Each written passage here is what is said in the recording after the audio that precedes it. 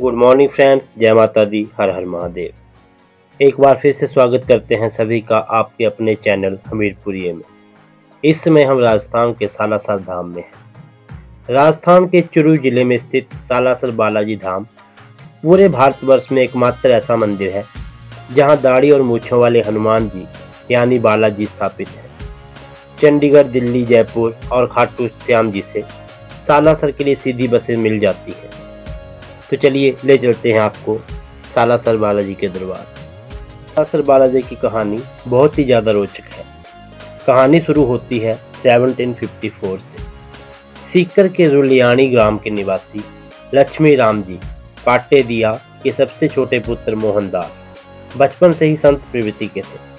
सत्संग और पूजा अर्चना में शुरू से ही उनका मन रमा रहता। उनके जन्म के समय ही ज्योतिषियों ने भविष्यवाणी कर दी थी कि आगे चलकर यह बालक तेजस्वी संत बनेगा और दुनिया भर में इसका नाम होगा। मोहनदास की बहन कान्ही का विवाह सालासर ग्राम में हुआ था।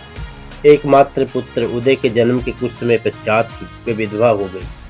मोहनदास जी ने अपनी बहन और भांजे का सहारा देने की गर्ज से सालासर आकर साथ रहने लगे। उनकी मेहनत से कान्ही के खेत सोना उगलने लगे। अभाव के बादल छंट गए और उनके घर हर याचक को आश्रय मिलने लगा। भांजा उदय भी बड़ा हो गया था और उसका विवाह हो चुका था। एक दिन मामा भांजे दोनों मिलकर खेत में कृषि का कार्य कर रहे थे। तभी मोहनदास के हाथ से किसी ने गंडासा छीनकर दूर फेंक दिया। मोहनदास पुनः उठा लाए और कार्य में लग गए। पुनः किसी ने गंडासा छीनकर दूर फेंक दिया। ऐसा कई बार हुआ। उदय दूर से सब देख रहा था। वह निकट आया और मामा को कुछ देर आराम करने की सलाह दी। मोहनदास जी ने कहा कि कोई उनके हाथ से जबरन गंडासा छीन कर फेंक रहा है। साईं को उदय ने अपनी माँ कहानी को ये सारी चर्चा की। कहानी ने सोचा कि भाई का विवाह करवा देते हैं, फिर सब ठीक हो जाएगा। ये बात मोहनदास को ज्ञात हुई तो उन्होंने कहा कि जिस लड़की से मेरे विवाह की बात चलाओगी उसकी मृत्यु हो जाएगी। और वास्तव में ऐसा ही हुआ। इसके बाद कान्ही ने भाई पर विवाह के लिए कभी दबाव नहीं डाला। मोहनदास जी ने ब्रह्मचार्य व्रत धारण किया और भजन कीर्तन में समय व्यतीत करने लगे। एक दिन कान्ही अपने भाई और पुत्र को भोजन करा रही। तभी द्वार पर किसी ने याचक ने भिक्षा मांगी। कान्ही को जाने में कुछ देर हो गई। वे पहुंची तो उसे एक परछाई मात्र दृष्टिगोचर हुई। पीछे पीछे मोहनदास जी भी दौड़े दौड़े आए। उन्हें सच्चाई ज्ञात थी कि वह तो स्वयं बालाजी थे। कान्ही को अपने विलंब पर बहुत पश्चाताप हुआ। वह मोहनदास जी से बालाजी के दर्शन कराने का आग्रह करने लगे। मोहनदास जी ने उन्हें धैर्य रखने की सलाह दी। लगभग 1.5-2 माह पश्चात किसी साधु ने पुनः नारायण हरि का उच्चारण किया, जिसे सुन कान्ही दौड़ी दौड़ी मोहनदास जी के पास गई। मोहनदास द्वार पर पहुंचे तो देखते हैं कि वे साधु वेशधारी बालाजी ही थे, जो अब तक वापस हो लिए थे। मोहनदास जी तेजी से पीछे दौड़े और उनके चरणों में लौट गए तथा विलंब के लिए क्षमा याचना करने लगे।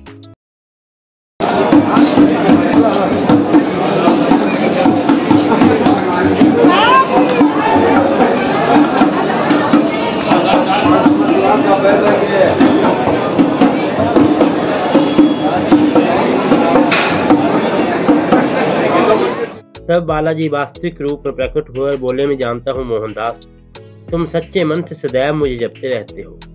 तुम्हारी निश्चल भक्ति से मैं बहुत ही प्रसन्न हूँ। मैं तुम्हारी हर मनोकामना को पूर्ण करूँगा। बोलो, तुम्हें क्या चाहिए? मोहनदास विनय पूर्वक बोले, आप मेरी बहन कान्ही को दर्शन दे दीजिए। बालाजी ने आग्रह स्वीकार किया और कहा, मैं पवित्र आसन पर विराजूंगा और मिश्री सहित खीर व चूरमे का भोग स्वीकार करूंगा। भक्त शिरोमणि मोहनदास सप्रेम बालाजी को अपने घर लाए और बहन भाई ने आदर सहित अत्यंत कृतज्ञता से उन्हें मनपसंद भोजन करवाया। सुंदर और स्वच्छ शैया पर विश्राम के पश्चात भाई बहन की निश्चल सेवा से प्रसन्न होकर बालाजी ने कहा कि कोई भी ऐसी मेरी छाया को अपने ऊपर करने की चेष्टा नहीं करेगा। श्रद्धा सहित जो भेंट दी जाएगी मैं उसे प्रेम पूर्वक ग्रहण करूंगा एवं इस सालासर स्थान पर सदैव निवास करूंगा। ऐसा कह बालाजी अंतर ध्यान हो गए। के बाद में मोहनदास जी एकांत में एक समी के वृक्ष के नीचे आसन लगाकर बैठ गए और उन्होंने मौन व्रत धारण कर लिया। उन्होंने बालाजी से वचन लिया कि आप इसी दाढ़ी मूछ वाले वेश में सालासर में विराजमान होंगे। इधर साथ के ही एक असोटा ग्राम में एक किसान ब्रह्म मुहूर्त में अपने खेत जोत रहा था। एकाएक हल का निचला हिस्सा किसी वस्तु से टकराया। उसे अनुभव हुआ तो उसने खोद कर देखा तो वहां एक मूर्ति निकली। उसने मूर्ति को निकाल कर एक ओर रख दिया और प्रमादवश उसकी ओर कोई ध्यान नहीं दिया।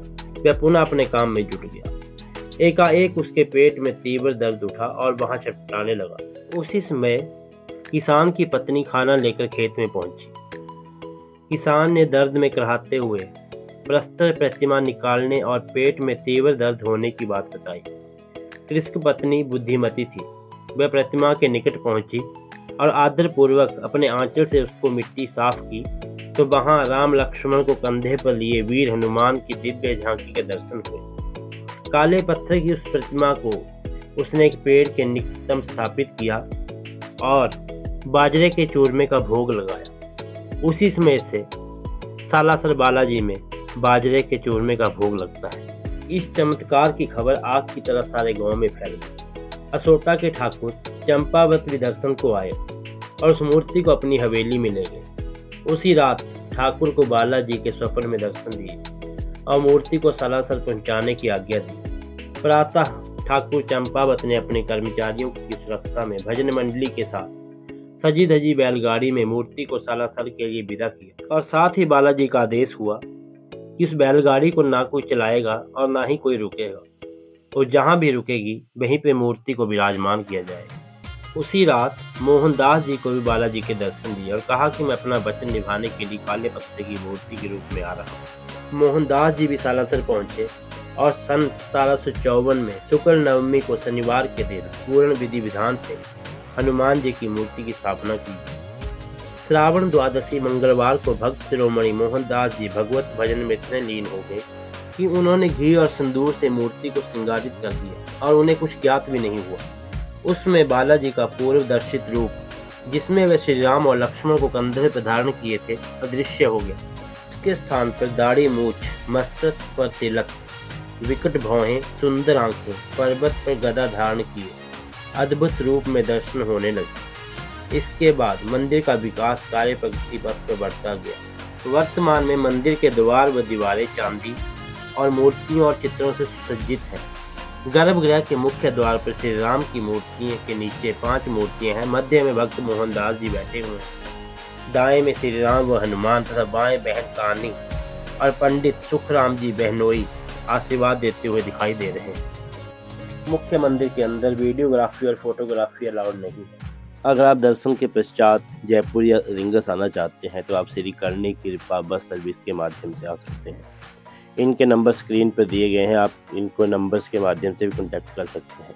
इनकी सर्विस बहुत ही ज़्यादा अच्छी है और ये बहुत ही कम समय में जयपुर पहुंचा देते हैं। ये रास्ते में एक ही जगह पर रुकते हैं। आप इनके माध्यम से जयपुर मात्र 200 रुपये में पहुँच सकते हैं। आशा करते हैं कि वीडियो आपको पसंद आई होगी। वीडियो को शेयर, लाइक और कमेंट करना बिल्कुल ना भूलें। अगर आप चैनल पर नए हैं, चैनल को सब्सक्राइब कर लें। जल्द ही मिलेंगे एक नई वीडियो में एक नई जगह। तब तक के लिए जय माता दी, हर हर महादेव।